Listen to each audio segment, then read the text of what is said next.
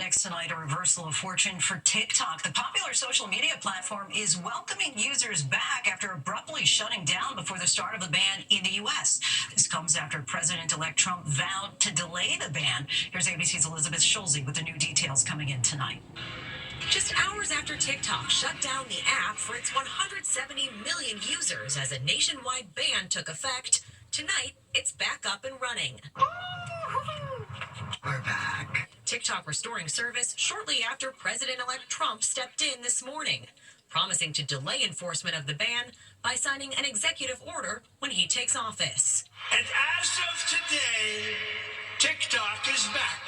Trump saying his administration won't enforce hefty fines against tech companies like Apple, Google, and Oracle that keep TikTok working. Attending his rally tonight, TikTok CEO, who will have a seat at tomorrow's inauguration alongside other big tech executives. I want to thank President Trump for his commitment to work with us. Trump's options to save TikTok are limited. The law that was passed by Congress with broad bipartisan support and upheld by the Supreme Court requires that TikTok protect national security by cutting ties with its Chinese owner ByteDance. Trump now suggesting a partnership. But let the United States of America own 50% of TikTok. I'm approving on behalf of the United States.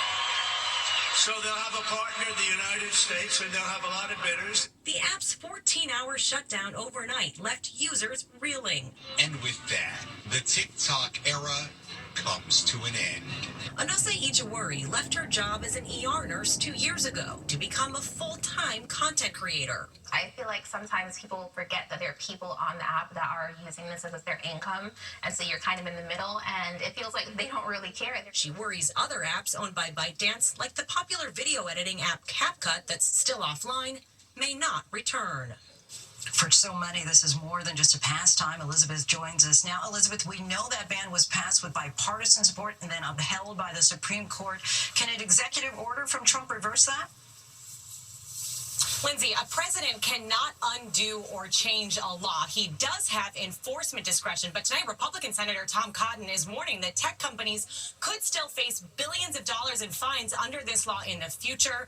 Apple and Google are still not allowing new downloads or software updates of TikTok on their app stores. Lindsay? Its fate still quite uncertain. Elizabeth, thank you.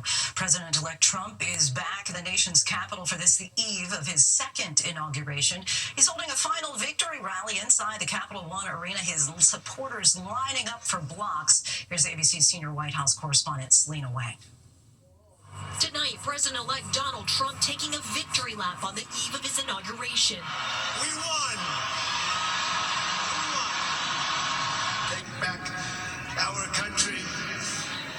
Tomorrow at noon, the curtain closes on 4 long years of American decline, and we begin a brand new day of American strength and prosperity, dignity and pride.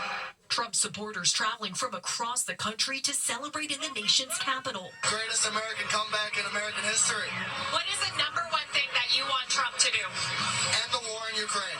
It's been a long 4 years, and I'm ready. First Lady Melania Trump and the president-elect arriving from West Palm Beach overnight for the festivities, taking in fireworks from Trump's National Golf Club in Virginia.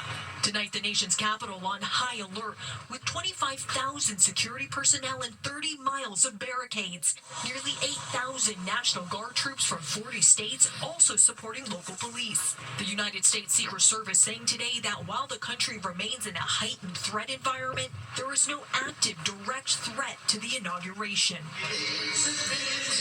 Lindsay, the intensely cold weather here tomorrow has upended Donald Trump's inauguration plans.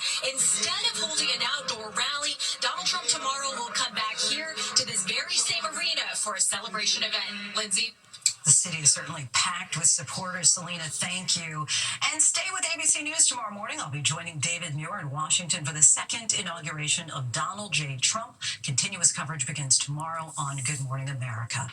Next tonight, Trump's team is now reviewing plans to launch large-scale immigration crackdowns. Sources have told ABC News the raids would likely begin after the inauguration, likely in Chicago and then other big cities. Here's ABC's Maria Villarreal. With cities across the U.S. bracing for sweeping deportation raids, as promised by President-elect Trump during his campaign.